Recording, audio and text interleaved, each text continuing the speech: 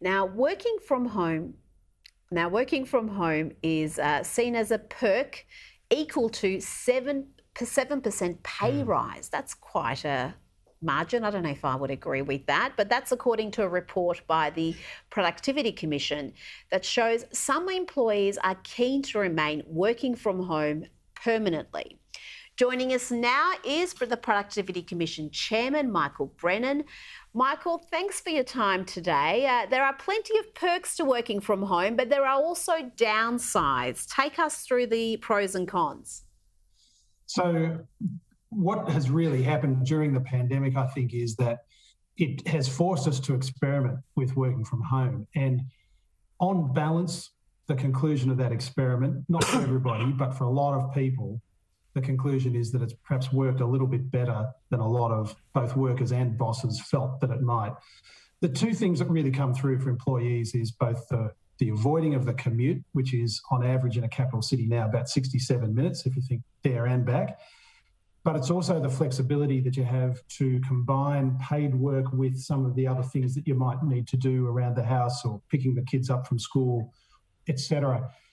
The question is, is it right all the time? Probably not. Most businesses seem to be gravitating towards the idea of a hybrid model where workers might work from home a bit and be in the office or in the central workplace a fair bit too. And bear in mind, of course, on our numbers, most jobs can't actually be done from home. 2/3 of the jobs in the economy, about 65%, are basically jobs where you would need to be physically present to do the job effectively. It's really that other 35% where there's some prospect of working from home at least some of the time.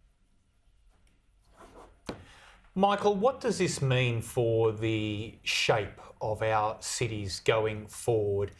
I'd be the first to agree that the days of travelling for an hour to sit in a cubicle in an office and work on a computer, those days are probably over. But what do you think it means for future work patterns, future transit patterns, and therefore the shape of cities going forward?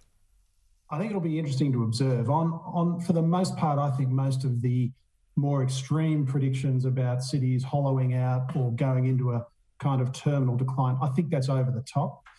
Cities and central city areas are pretty resilient for the most part. We've all seen it. You've seen it in Melbourne.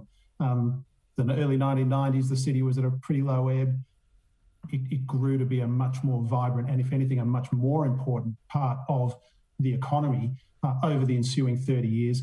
What I think we will see is, yes, some of the hours worked that are currently going on in the city might go back out into suburban areas. Bear in mind that for the most part, on average, the people who work in the CBD, who are doing the jobs that are most conducive to working from home, they're often the same sort of jobs that benefit from a bit of in-person interaction. So there is a kind of a tension there. That's why I don't think people will be working 5 days a week from home much at all. And many of the people who work in those jobs in the CBD tend not to live that far away. They're often living in the inner and middle ring suburbs. But I think there's a lot of scope for CBDs basically to reinvent themselves. And to some extent, you might even find that some new businesses move into the CBD to take advantage of the sort of benefits that you can get from that central location. Michael, your study found that most workers saved about an hour a day in commuting time, so it's pretty attractive to have that extra time. And there's all sorts of perks to being at home. You can attend to the housework, put the washing on in between calls, but there's also all sorts of societal implications if people aren't going into work. Can you take us through that and why it's not a good idea to have even 35% of the workforce working from home? Well, it's probably not going to work for a lot of people to do it all the time. I mean, people worry about a few things when when workers work from home, what might emerge. There's the tendency for work and family life to sort of blur together a bit.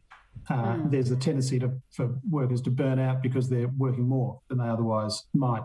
There is some overseas evidence that suggests people miss out on a bit of incidental exercise because they're not getting up, leaving the house, getting the train to work. There are a range of those things that could be a concern if people were doing it to excess. I think what it tells us is people, as we've done through the pandemic, we just have to keep learning how to do it. But for the most part, that's kind of the path of progress. People do adjust to these things, learn how to do it better. And I think we've all learned a bit about how to work from home more effectively. And for that reason, it is likely that we're not going back to the levels of working from home that existed in 2019. We're not going to continue to work from home as much as we are right now. But even as restrictions ease, there will be some continuation of working from home because I think people have gotten a bit of a taste for it. Yes, they certainly have. And your report shows that most would prefer to just go into the office 3 or 4 days a week. We'll see if employers will accommodate that going forward. Michael Brennan, thank you so much for joining us today. Thanks, Rita. Thanks, Nick.